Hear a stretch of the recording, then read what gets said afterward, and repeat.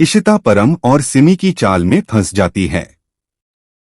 आगे बढ़ने से पहले वीडियो को लाइक करें और चैनल को सब्सक्राइब करें।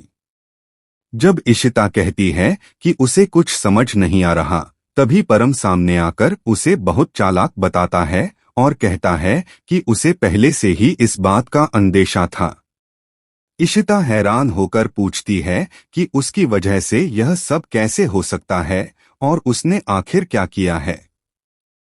तभी कुछ पेपर्स सामने आते हैं जिन पर परम का नाम देखकर सभी चौंक जाते हैं। परम मानता है कि बिना पापा की इजाजत के यह प्रॉपर्टी नहीं बिक सकती, फिर भी कागज उसके नाम पर हैं, जिससे वह खुद भी उलझन और फ्रस्ट्रेशन में नजर आता है। दूसरी तरफ रमन गुस्से में परम से सच्चाई पूछता है, जबकि इशिता भी उससे सवाल करती है कि जब कागज उसके नाम पर हैं तो उसने ऐसा क्यों किया।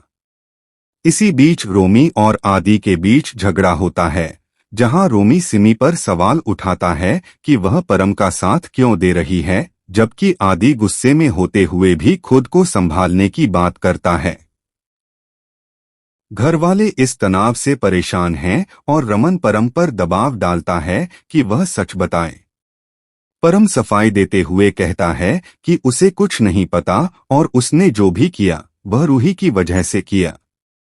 तभी मनी बताता है कि जब उसने ब्लैकमेल वाले कॉल का जवाब दिया तो फोन कट चुका था, लेकिन नंबर परम का ही दिख रहा था। इस पर रमन और ज्यादा गुस्से में आ जाता है और परम पर झूठ बोलने का आरोप लगता है। तभी रूही को लाया जाता है और इशिता को पहले से ही शक होता है कि परम कुछ नया खेल खेल रहा है। शगुन बताती है कि उसने पिछली रात जिस नंबर पर कॉल किया था वह परम का ही था, लेकिन सिमी इशिता पर ही इल्जाम लगाती है और कहती है कि हमेशा उसी की वजह से परम पर उंगलियां उठती हैं।